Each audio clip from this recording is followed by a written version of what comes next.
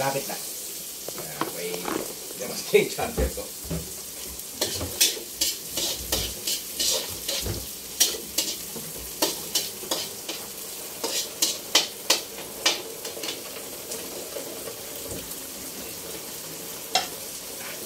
Okay guys, may tanong po? Hindi mo nilagyan ito. Okay, next tayo. Ito naman po, for the second condition naman natin. Ano yan? So, turo ko sa inyo paano ha? For the second condition natin, ating torque natin is must be equal to 0. Okay, for this one, hanapin natin yung force value ng FA and FB natin. Okay, FA and FB natin. Okay, nakuha ko ha. Force A and force B natin po.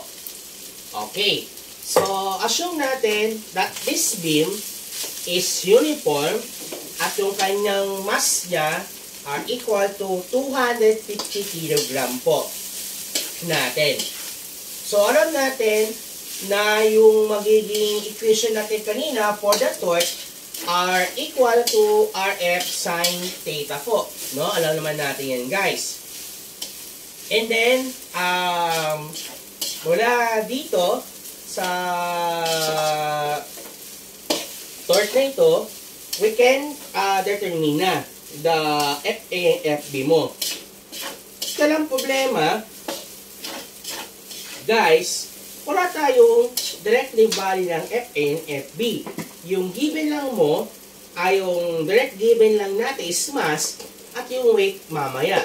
So the best option mo is to first know muna yung force component niya upon first condition natin, no, upon first condition na ito ay FA pataas kaya positive, FB pataas din kaya ito ay positive, minus F1 minus F2 minus F3 minus mg equal to 0. Saan galing yung mg mo? Yung weight natin, yung center ng ating beam na ito. No, yung weight natin. Nakuha yung weight po natin.